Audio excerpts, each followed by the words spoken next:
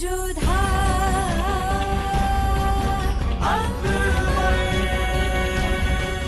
ये धारावाहिक किसी प्रकार की ऐतिहासिकता का दावा नहीं करता। तत्कालीन परिस्थितियों को दर्शाने के लिए आवश्यक और उचित नाटकीय रूपांतर किए गए हैं। ऐतिहासिक रूप से जोधाबाई के स्थान पर हरकाबाई, हीर कुंवर जैसे नाम इतिहास में प्रचलित हैं। ये धारावाहिक किसी भी सामाजिक परंपरा और पारिवारिक संबंधों का ऐतिहासिक दावा नहीं करता है। इसका उद्देश्य किसी भी समुदाय की भावनाओं को ठेस पहुंचाना नहीं है।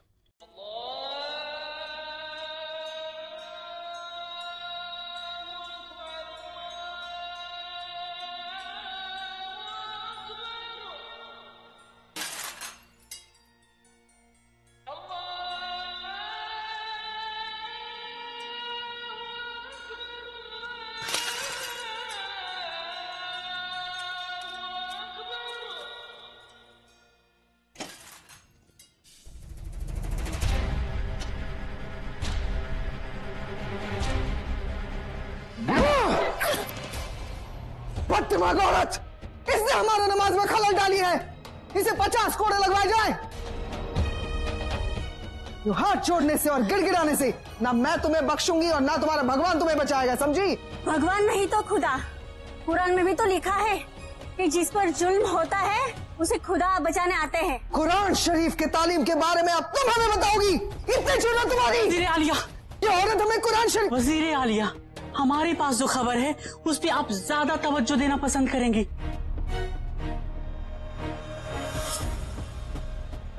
शहंशाह आमेर की राजकुमारी जोधा से निकाह करने वाले हैं। देखा ना, वो आ गया। आपका खुदा हो या हमारा भगवान, पीर हो या फरिश्ता, गुरु कह लो या हफीज, हम पर हो रहे जुल्म को रोकने के लिए वो आ गया। गुस्ताख! वजीर आलिया से जुबान लड़ाने की तुझे भारी सजा मिलेगी। अब तो आपका गुमान टूटेगा। अब आप एक हिंदू रानी को सलाम करते हुए नजर आएगी।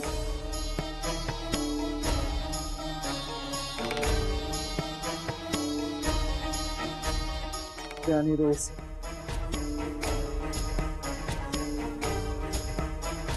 आपने इसे जिंदा छोड़ दिया। रेशम, हमें इस एक दासी से कोई मतलब नहीं है। हम तमाम हिंदू दासियों की उस उम्मीद को मारना चाहते हैं। इन्हें लगता है कि कोई लड़की शहंशाह की बेगम बनकर आएगी और हमसे सलाम लेगी।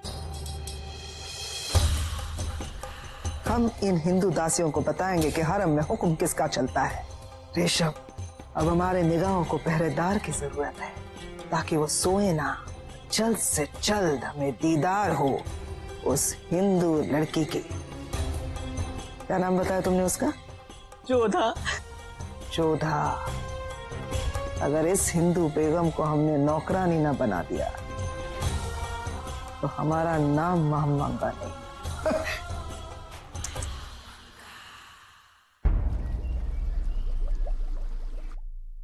आप लोगों से अत्यंत महत्वपूर्ण बात करनी थी, इसीलिए आप सबको यहाँ बुलाया है। बात अगर इतनी आवश्यक है महाराज, तो हम सुकन्या, शिवानी और जोधा को भी बुलवा ले। नहीं महारानी, हम जो बात आप लोगों को बताने वाले हैं, हम नहीं चाहते कि वो अभी हमारी बेटियों को पता चले। सही अवसर देखकर हम स्वयं उन्हें बता देंगे।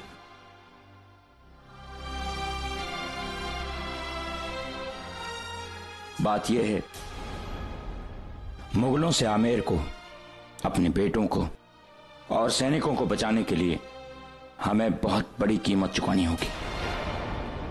कैसी कीमत बापू साहब? आमेर को और बेटों को सुरक्षित करने के लिए हमने मुगल सल्तनत से रिश्ता जोड़ने का निर्णय लिया है।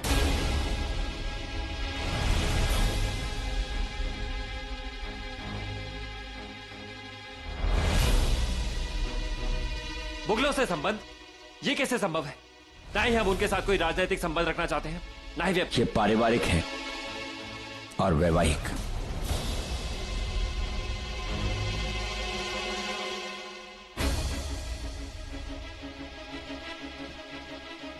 जो अब तक कभी नहीं हुआ वो अब होगा। हमारे घर से एक बेटी की डोली मुगलों के घर जाएगी।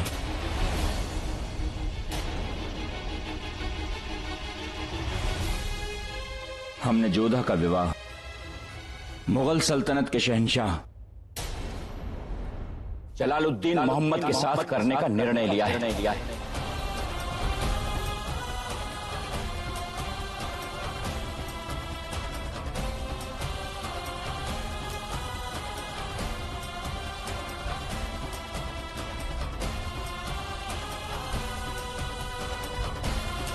तेरी जोधा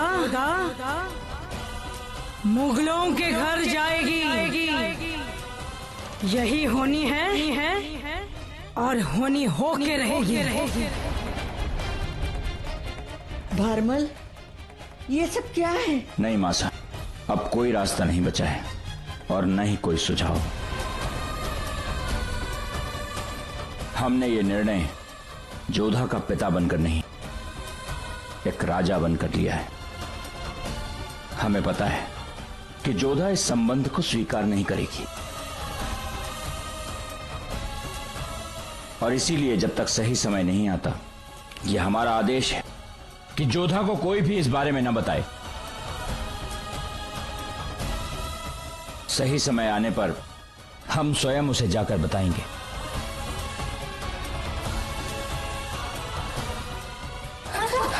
मैनावती, जल्दी से कक्ष में ले जाओ और राजवैद्य को बुलाओ, जल्दी। संभाल के।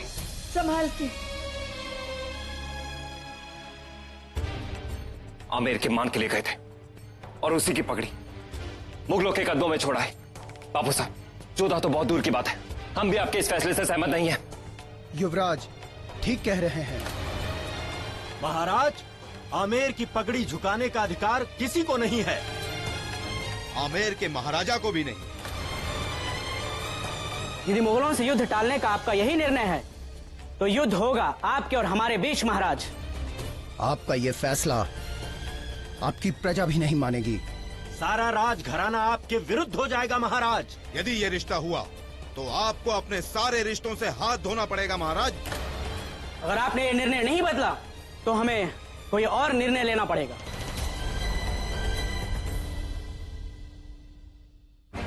ये आपने क्या कर दिया बापू साहब?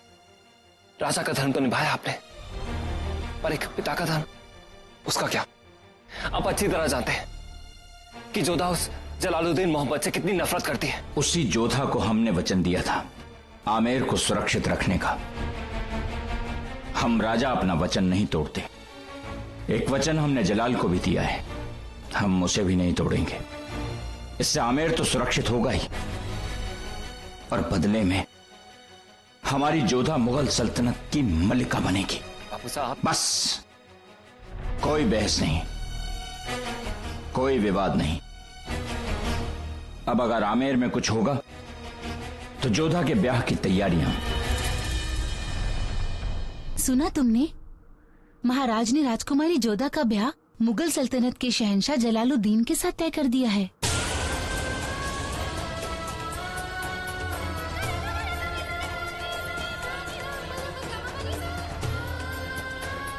हे भगवान, ये बात जोधा को पता चलेगी तो क्या होगा?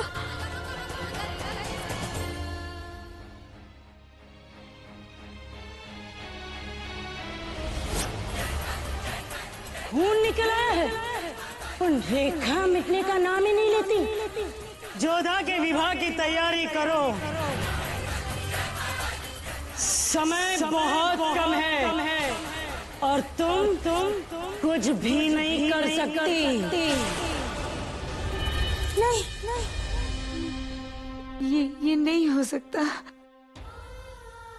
मैनावती, अपने आप को संभालो। क्या हो गया मासा? एकांत, ऐसे उन्होंने क्यों किया?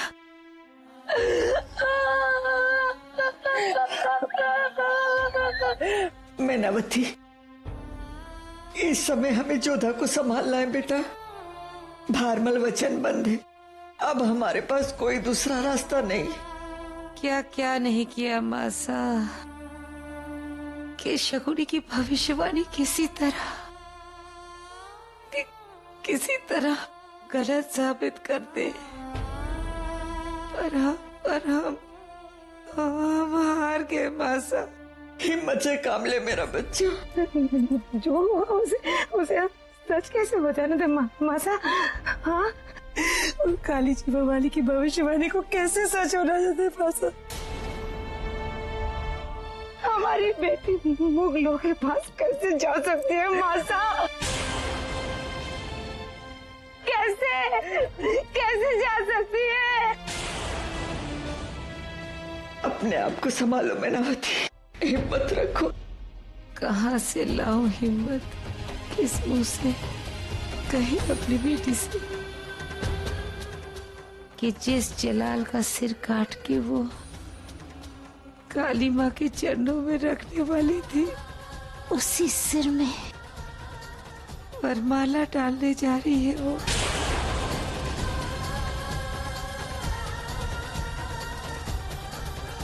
कैसे कहे हम मासा उससे?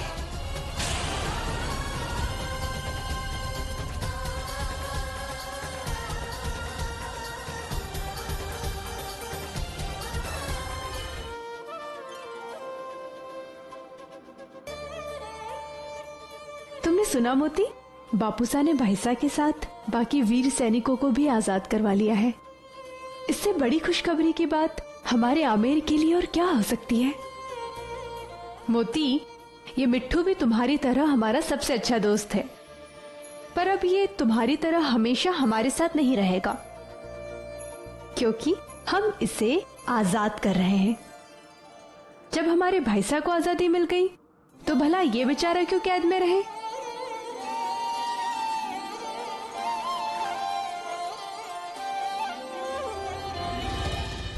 हमें परिंदे आसमान से ज्यादा पिंजरे में कैद अच्छे लगते हैं।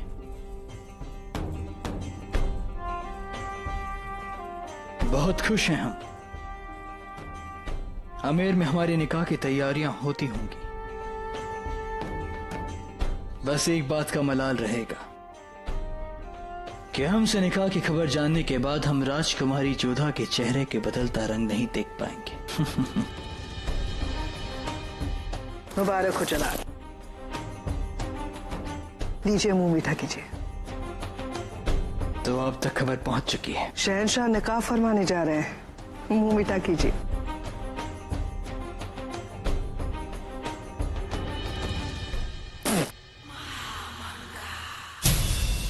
ये क्या है बड़ी अम्मी? इसमें मीठे की जगह नमक मिला है। यही बात हम आपको समझाना चाहते हैं जलाल।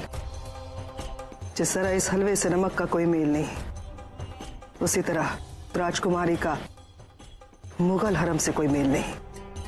हमें लगता है आपका जोधा से निकाह करना मुनासिब नहीं है। अगर आप उसे हरम में रखना चाहे, दासी बन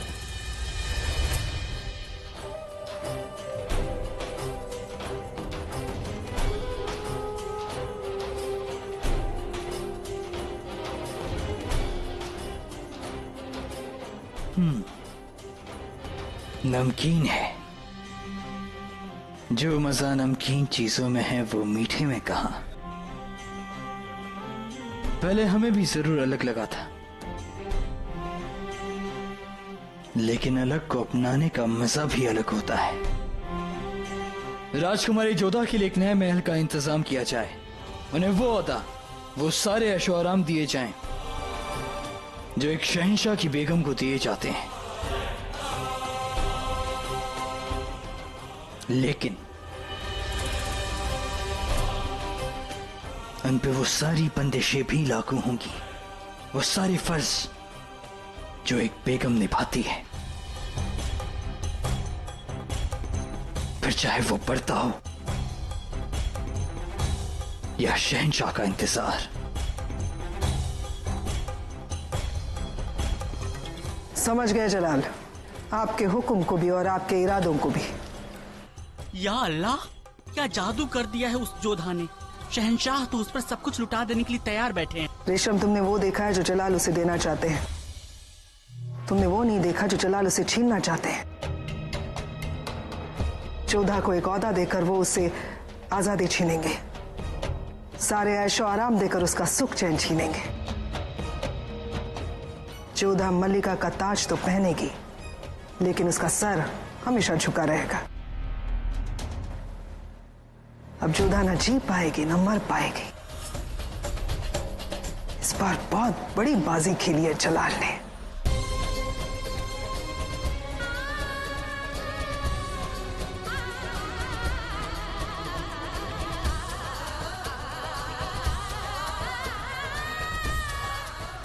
मैं तो चाहती हूँ तुझे मुगलों की सेना उठा कर ले जाए।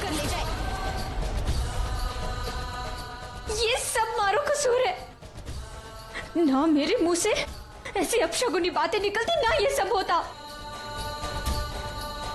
ये सब जीवा का कसूर है, सब इसी का कसूर है।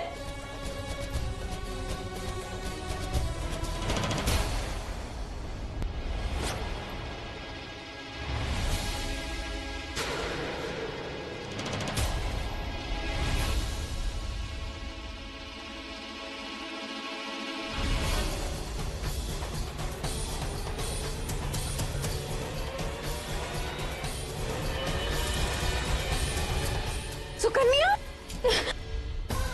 ये क्या पागलपन कर रही थी तुम? अपनी जीवा काट रही थी? जीजी, कट जाने दो इस जीवा को जीजी। काली जुबान है ये, इसीने मुंह पर उस बात की थी कि क्या बोल रही हो तुम? क्या बात कही तुमने? हाँ, खम्मा गणी हुक्मरानी मासा की तबीयत बहुत बिगड़ गई है। सुकन्या, कहीं तुमने तो मासा को कुछ ऐसा नहीं कहा ना जिसके कारण उनकी तबीयत इतनी खराब हो गई और इसलिए तुम अपनी जीवा? नहीं जीजी, ऐसा नहीं है। अच्छा, हम तुमसे बाद में आके बात करते हैं, पहले मासा का हाल देख के आने दो हमें।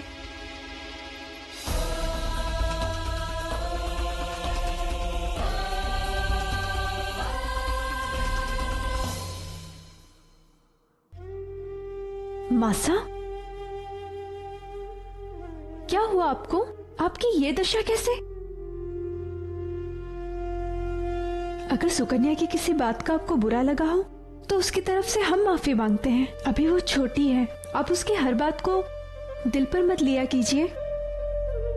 दादी सा, क्या हुआ मासा को? हमसे कुछ बोल क्यों नहीं रही है? रोए क्यों जा रही है? क्या बात है, बताइए ना। यहाँ पर इनकी तबीयत खराब है, वहां पे सुकन्या अपनी जीवा काटने वाली थी। आखिर बात क्या है? कुछ नहीं हुआ जोधा, थारी मासा को जरा चक्कर आ गया था, इसीलिए आराम कर रही है। तू चिंता मत कर, मैं हूं ना तेरी मासा के पास। कुमारी सा, आपको राजा सा ने बुलाया है। जा बेटा जा। मासा, अपना ध्यान रखिएगा।